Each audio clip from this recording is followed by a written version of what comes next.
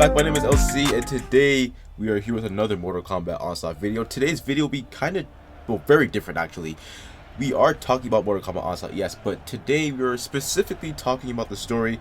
Now, if you were to have stayed tuned in the last few videos, you would have noticed that I finished the Shinnok story not that long ago, and the story left me in like such a disarray that like I had to generally like get off stream and like just collect my thoughts. And I was like, we'll discuss this story later on, and today's the day. Today's the day we're going to be discussing how I think the story might go, why this story might go certain places, why I still don't really know. I'm just going off my thoughts here. I'm gonna try to make this as quick as possible, but also like informative too. So just bear with me here. Gonna collect all my thoughts, see all my notes and everything. But okay, let's get this started. So, when we first got introduced to the Onslaught, this story mainly it takes place, and I'm guessing in one of the universes that the Elder God Liu Kang created.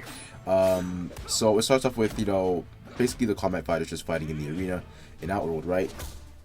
But it progresses to more than that, you know what I mean?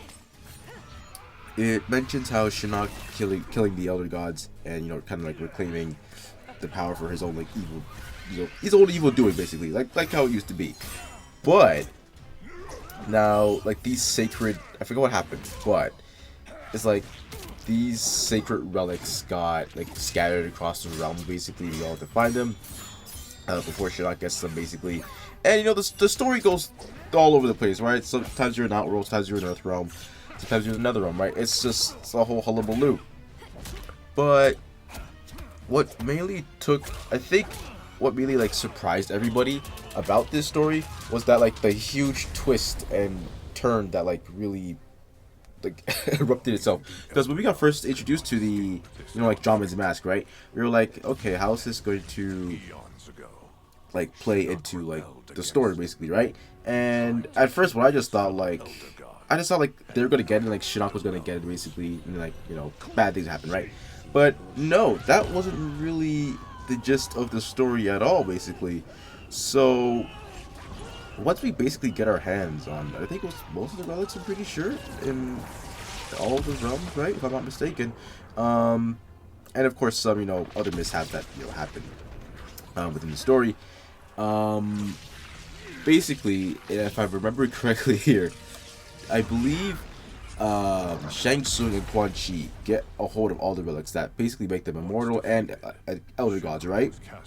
So that happens, and they basically destroy all the Elder Gods, like the bigger the Titans, basically, that exist in Mortal Kombat universe.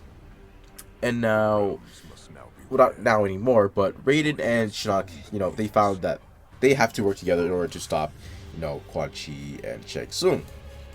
So they do that, but it also comes at like a cost, basically. Well, Raiden's cost, to be specific. Once Raiden and Shinnok, you know, drain Quan Chi and Shang Tsung with their Elder God powers, which is kind of weird, by the way, because like Quan Chi and Shang Tsung just stood there. They just stood there and took the L. Like, my man, just like fight back. Like, why are you standing still for? Maybe like when the amulet's in use, like whoever, not the user, but like the person that's happening to, they're just immobile. I don't know, but like they just stood there and took the L. I don't know what's going on. Raiden is knocked out, and then he wakes up, and then you see Shinnok with the amulet. And then, of course, he's laughing maniacally and, you know, doing his old weird villain monologue, as he always does. Then, unfortunately, Raiden gets imprisoned by the amulet. And then Shinnok, like, kind of, like, I guess absorbs his power, then equips it. And I guess he turns into, quote-unquote, like, Dark Shinnok, I guess?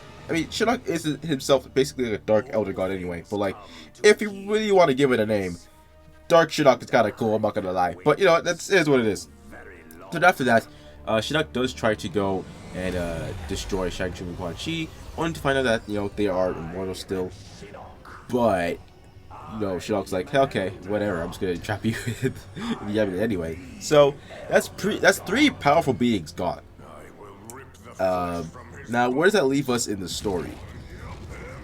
The thing is, I generally don't know, because like after this story, or this segment of the chapter ended, that was it. Like, they literally just There's no other teases, stuff like that. So we don't know how the story is gonna happen. We don't know who the next chapter is gonna be about. I want to think that maybe Fujin is like prepping something. You know what I mean? Because he is also another god. Granted, I know he's not like on the scale, like a big scale, but like, you know what I mean? Like, it's Fuji. You know what I'm saying? I don't know how they can stop Shinnok, and like, in a way I want to think about it, like, it's like maybe they recruit maybe, I don't know, maybe Elder God Liu Kang chimes in. I don't know, it could, he could, you know what I mean, because this story is kind of, it's not, is it filler? I don't, not really. This story is like, it's very, it takes place in its own universe, right? And since we now know that Mortal Kombat has a huge multiverse, right, beyond like just timelines and stuff, basically, like, the Fire God Liu Kang can technically come and join and, you know, maybe help out, but I don't know if the story is going that it's weird, right? Because Mortal Kombat Onslaught story, it was pretty, it was basically an extension. It was basically an extension for the Mortal Kombat 11 DLC, but they didn't put that in the game, obviously, right? Because it's not there in the game. So they used it to turn into its own mobile game, right? So since that was DLC, I'm thinking that maybe that DLC tied into, you know, the MK1 story, right?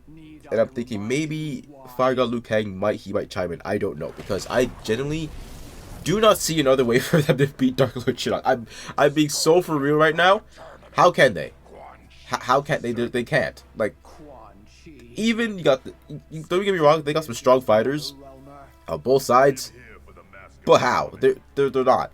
They're literally, they have to either get some like next gen relic, I don't know, or someone's got to chime in. I don't know who it's going to be, but I don't know, because it will make, because I don't see them genuinely winning unless like they have some huge like, not plot armor, but like, you know what I mean, like it's like basically a cheat code, right? Like some characters, like, you know damn well they wouldn't win, but like they won anyway. Kind of like, you know, I want to say the Cashy Cage fight at MKX, but like it kind of made sense in the moment because the whole Green Aura thing, like, it's actually a very powerful like entity of that, right? So like it kind of made sense in the moment, but like when you look at the grand scheme of things, it's like corrupted Shinnok versus a person with guns who so happens to have a green freaking like protective aura that like just enhances your strength. You know what I mean? It's very it's very like weird, you know what I mean? It's very like, it seems last minute. Maybe that's nitpicking. I'm probably nitpicking, right?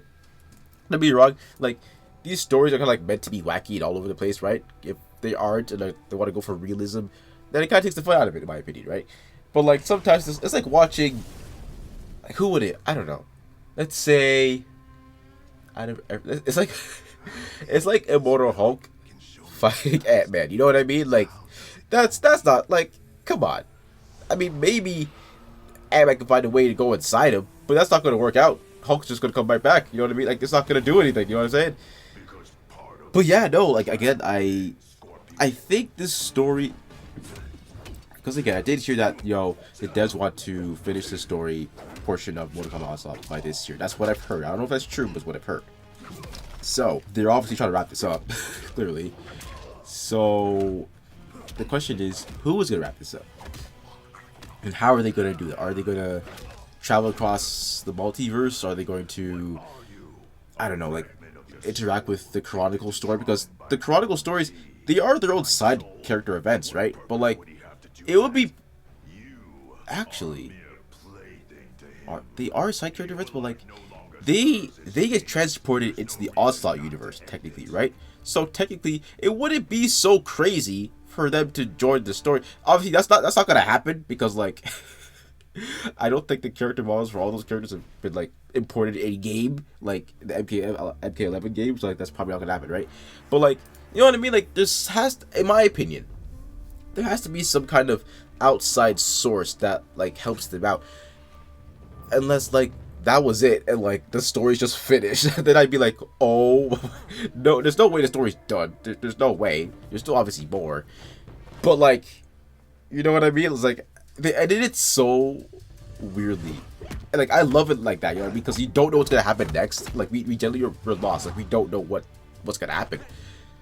So it's like, did they officially lose and that's it? Like that universe is toast? Are they going to, you know, try, I don't know, recruit more heroes? I don't know. Like I don't know how this is gonna turn out, you know what I mean? Like Noob Sidebot's gonna side with Shinnok, obviously. I mean, probably, maybe, I don't know. Like I'm just thinking of all the fighters that would, like help rebel against Shinnok. And even then, I don't think it's enough. I generally don't think it's enough. I think they need more. I don't know who. I want to say it's Fire God Liu Kang is like he's gonna make a strong appearance because who else? Who? I don't know who else would be. Like I don't know. Maybe some other Titan. I don't know. Cause I don't know, man. Like this story, it's not all over the place, but it's very like expansive. You know what I mean? It's huge, and like. I think with this story, it's a lot more grounded than MK1. That's what I actually yes and no. Like, is it grounded in like MK1's like first 70% of the game? No, I think MK1 specifically, at least for the first 70% of the game, is heavily grounded. And actually, I love that about the game. Then like the next 30% is like a whole multiversal thing, and it's just like it's just all over the place. So that's what I do like about Onslaught 2. Like the game it's very grounded in its own universe, right? But it's still a lot. Like you took away Raiden, Shang Tsung, and Quan Chi. It's like, who else is left? I mean, sure, Fujin is left. I'm sure, you know, the ninjas are left, obviously, and special forces. But what are they gonna do against Shinnok, bro? This man has the absorbed and everything. Like it's just like what's gonna happen? Like I don't know. I genuinely don't know. I'm thinking. For me personally, I'm thinking Fire Lord Liu Kang. I think he might come to save the day. I don't know, but that's what I want to point towards too, but I'm not sure 100%. So let me know what you guys think. What will happen in the next chapter of the story in the comment section below. Also, let me know what characters you guys want to see next in Mortal Kombat Onslaught as well. As always, the verse of the day is on the screen. I hope you guys can apply that to your daily lives to use it to the best of your ability. With that being said, my name is LC. Have an amazing day. God bless, and I'll catch you all later.